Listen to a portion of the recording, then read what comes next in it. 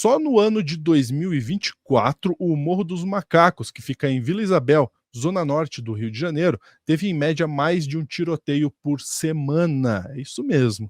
Questionada sobre a existência de investigações para coibir esses tiroteios, a Polícia Civil do Rio respondeu que, até o momento, não houve registro com essas características na delegacia da área. Tiroteio acontecendo para lá e para cá e não tem nenhum tipo de investigação, é isso mesmo? Vamos entender agora com o Bruno Silvestre no Plantão do Meteoro.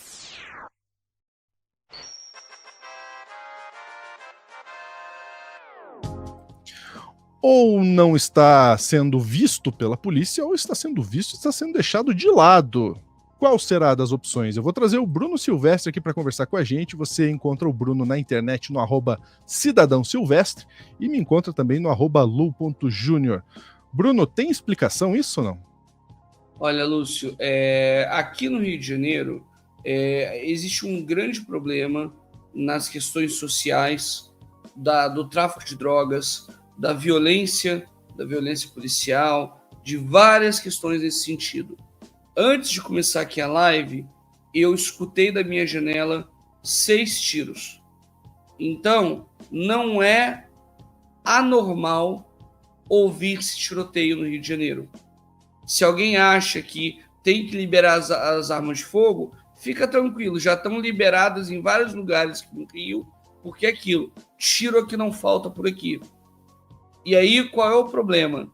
A gente tem que analisar quem é que mais sofre com isso e a gente tem que debater de forma séria. Qualquer coisa que se ouça por aí, que tenha como nome ou alerta, ou urgente, ou Brasil não sei o quê, ou a tua cidade não sei o quê, essa galera quer glamourizar a violência. E a minha crítica fica a essa situação. Eu vou hoje falar aqui do Morro dos Macacos, de Vila Isabel, berço do samba. Quem não conhece Noel Rosa, quem não ouviu falar da Vila, ouça, escute uma música chamada Feitiço da Vila. Vila Isabel é obrigatório ser conhecida. E aí, qual é o ponto? O que a gente vai falar hoje de Vila Isabel pode valer para várias outras áreas do Rio de Janeiro. E aí eu peço aqui a ajuda do Lúcio para a gente agora mostrar a matéria e falar um pouquinho sobre ela, para a gente entender o que está acontecendo nessa região do Rio de Janeiro. Vamos lá. Tá aí, reportagem do Luiz Adorno lá no UOL. Em 2024, o Morro dos Macacos, na Vila Isabel, zona norte do Rio, teve em média mais de um tiroteio por semana. Os principais confrontos aconteceram entre membros das facções criminosas. Vou até dar um zoom aqui para todo mundo ver o texto certinho. Das facções criminosas TCP, Terceiro Comando Puro, que domina o território, e CV, Comando Vermelho, que tenta comandar a região há mais de 15 anos. Moradores e comerciantes viveram um dezembro de tensão que ultrapassou a estatística. O Comando Vermelho intensificou os ataques ao TCP, dominando sub-regiões, até conseguir se instalar por completo na favela às vésperas do Natal. Tiroteios também ocorreram em incursões policiais como a do BOP, Batalhão de Operações Especiais, que fez uma operação no morro em 28 de dezembro e prendeu 7 membros do CV. Na tarde daquele mesmo dia 28, né, que a gente viu ali, 28 de dezembro, isso mesmo, na tarde daquele mesmo dia, o traficante do TCP, Leandro Nunes Botelho, conhecido como Scooby-Doo, tentou de novo retomar o controle da favela. Questionada sobre a existência de investigações para coibir tiroteios, a Polícia Civil respondeu que até o momento não houve registros com essas características na delegacia da área. A Secretaria de Segurança Pública disse em nota que tem atuado em ações coordenadas entre as forças de segurança contra as tentativas de expansão e domínio territorial por parte de criminosos de diferentes facções, como o que ocorre no Morro dos Macacos. A pasta gerida pelo secretário Vitor dos Santos informou que busca apoio do governo federal por meio da Secretaria Nacional da Segurança Pública para monitorar o deslocamento de criminosos de outros estados para o Rio e a entrada de armas no estado. O UOL pediu uma entrevista com o secretário, mas não foi atendido. Lúcio, exato, até aí tá ótimo. E eu vou tratar agora com vocês, vou mostrar para vocês os detalhes sobre essa questão, né? O Vila Isabel é uma área da Zona Norte que vai ter acesso ali para a parte da Floresta da Tijuca, que é um complexo gigantesco aqui no Rio de Janeiro. Para quem não sabe, a Floresta da Tijuca é a maior floresta de replantio, digamos assim, né, de reflorestamento do mundo. Tá? É uma floresta urbana que ela foi totalmente destruída na Era do Café e ela foi replantada.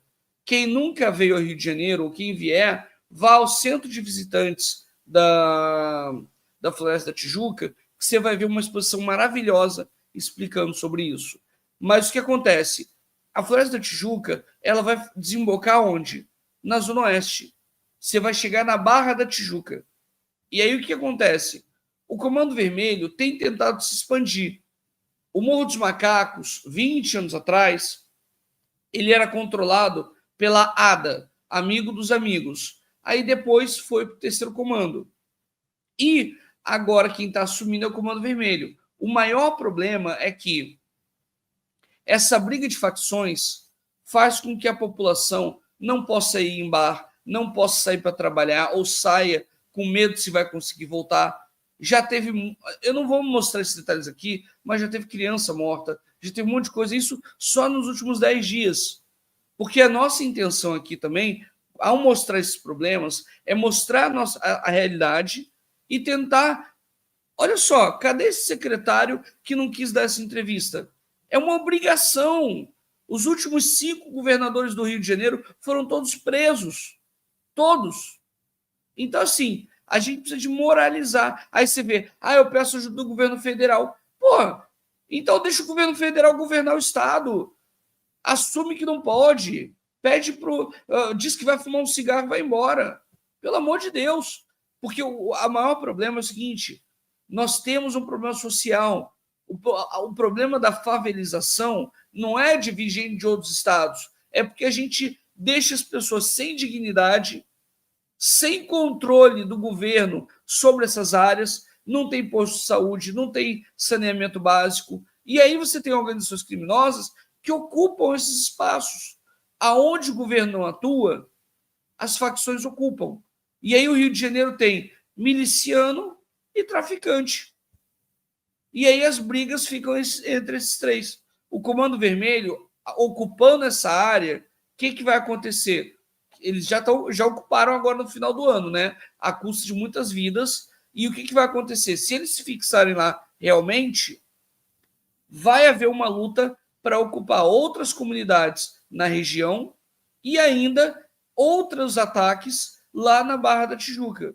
Você vai começar a ter uma expansão maior ainda. O Comando Vermelho agora conseguiu ocupar de forma grave, né, esse local. O Terceiro Comando tem força, mas acaba que o Comando Vermelho está com uma expansão maior e você tem essa briga. É miliciano de um lado, Comando Vermelho de outro e TCP no outro. Então é muita gente, é muita violência e a gente não está cortando mal pela raiz. A gente está vendo a violência ampliar e as políticas públicas, seja de dignidade ao povo, seja de asfixiar a chegada dessas armas, tudo isso não acontece. E cada vez mais a violência continua. Tanto é que tem uma moça aqui do Rio que ela fez uma piada aí, dizendo que qualquer lugar que tenha nome de marechal, governador, coisa assim, você vai ter alguma coisa de tráfico ou de violência. É triste, mas é real. O Rio de Janeiro hoje ele está dominado pela violência, mas a gente não pode falar isso como com um olhar ou com uma fala de desistência. A gente tem que cobrar dos governantes isso, entender que tem que ter política pública para isso e entender que é responsabilidade do governador e da Secretaria de Segurança tomar as atitudes para evitar essas violências. As incursões policiais, elas ocorrem em casos de emergência. Mas o ponto é, nem essas incursões e nem as medidas preventivas estão sendo feitas de uma maneira a garantir a segurança dos próprios moradores. E é por isso que a gente tem que ter uma, digamos assim, uma reforma em toda a forma de planejamento e inteligência. A gente precisa de ter policiais mais bem pagos, jornadas menores, mais segurança, e aí vem, isso tudo é o básico. E aí, na minha opinião, tem que ter a desmilitarização e a ampliação das polícias. Eu acho que só com isso a gente vai conseguir que pelo menos as medidas preventivas sejam feitas. Isso na área da polícia. Por outro lado, a gente tem que garantir saúde e educação e esporte para os filhos desses moradores. Porque é só com isso que a gente vai dar dignidade para as pessoas. É tratar o filho dos outros como se fossem nossos filhos. É exigir do governo ou da sociedade como um todo que dê o melhor para o filho dos outros como se fossem nossos filhos. É aí que a gente vai começar a diminuir as desigualdades e entender que uma sociedade ela se constrói com coletivo, não é olhando para o próprio umbigo. Então, assim, isso que está acontecendo hoje em Vila Isabel está acontecendo aqui em Copacabana, está acontecendo em vários outros lugares do Rio de Janeiro. A violência ela está instaurada. O porte de arma é permitido. Tem arma em tudo quanto é lugar. Legalmente não, mas está todo mundo com arma. E esse é o problema. A gente tem que parar, a gente tem que impedir que as armas saiam, seja da polícia, seja do exército, seja desses comboios que conseguem trazer essas armas para cá, para que a gente pare com o volume de armas e que a gente consiga fazer com que diminua esses territórios de violência. Favela não é lugar de criminoso, é lugar de trabalhador, é de gente honesta. Só que o problema é que se o governo não trabalha junto com a comunidade, a ausência do Estado faz com que mais pessoas ocupem esse espaço e não tem nada que um fuzil não seja a força da lei aonde o governo não atua. Então, fica a mensagem de pedido de ajuda, né, que eu digo para o Rio de Janeiro e para tantos outros lugares. Mas aí eu fecho com uma tirinha do Maurício de Souza, em que coloca lá o Chico Bento e aí aparece um rádio, né? Aí ele vai ligar e começa a voz do Brasil. E aí o rádio dá um grito, socorro. É exatamente isso. É esse grito de socorro da tirinha do Maurício de Souza que eu pego assim como uma coisa bem lúdica para dizer que a gente precisa de ajuda. Não é glamorizar a violência que as coisas vão melhorar. Glamorizar a violência com essas urgentes, com esses Brasis, com esses negócios, só dá dinheiro para quem está dando a notícia. Agora, o que a gente quer aqui é mais dignidade para o nosso povo. E é a partir desse ponto que o debate tem que surgir. E é isso. Perfeito, hein? Sem tirar nem pôr. Dois pontos relevantes que eu queria só levantar aqui, Bruno, enquanto estava falando.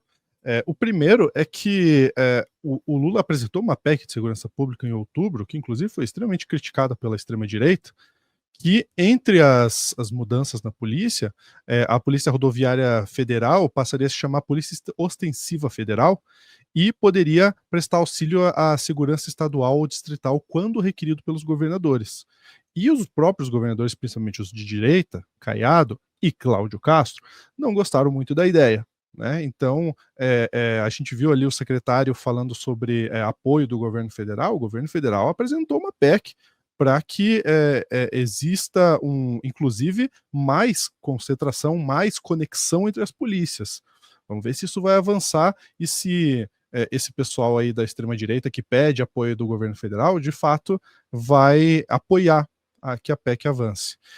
E outro ponto relevante aqui é que quando o Bruno fala em desmilitarizar a polícia, muita gente confunde com acabar com a polícia. Não é isso. Tá? É um outro modelo, é uma polícia mais humana, uma polícia que olhe realmente para o cidadão, para a segurança do cidadão, e não olhe para toda pessoa pobre, periférica, preta, como inimigo, a priori, né? Atire antes de perguntar. Então, tem que ter muita calma nessa hora, porque quando a gente fala assim, tem que desmilitarizar a polícia, o pessoal fala, então vai chamar quem? Vai chamar o Batman? Então não tem polícia? Não é isso. Não é acabar com a polícia. A segurança pública, ela pode ser aprimorada. E o militarismo não é o caminho. Bruno, mais algum ponto que você queira trazer, meu querido? Vamos puxar essa parte que você falou que eu achei Vamos lá. interessante, só para o pessoal pesquisar. Procurem depois sobre a chacina da Candelária. A Polícia Militar matou muitas crianças, muitos pobres ali na escadaria da Igreja da Candelária aqui no Rio de Janeiro. Vieram especialistas da ONU e quem recomendou a desmilitarização no Brasil não fui eu, Bruno. Quem fez isso foi a Organização das Nações Unidas após vários estudos. Então, não é reinventar a roda. Um policial tem direito de greve. O policial militar, se fizer greve, vai preso. Se um policial militar chegar atrasado, vai preso. Se um militar mandar um policial militar fazer alguma coisa e ele não quiser fazer, vai preso. Vocês já imaginaram a situação que um policial militar sofre? Alguém que não vai poder subir na carreira porque tem uma limitação de patente? Então, meu amigo, repense. A gente tem que humanizar as instituições e não manter privilégios e manter uma oligarquia no poder. A democracia, ela não comporta a oligarquia junto. São coisas diferentes. E é isso. Perfeito. Com isso, fechamos aqui a nossa notícia na tela para você, que o QR Code para se tornar membro do Clube do Fim. Um grande abraço. Até a próxima.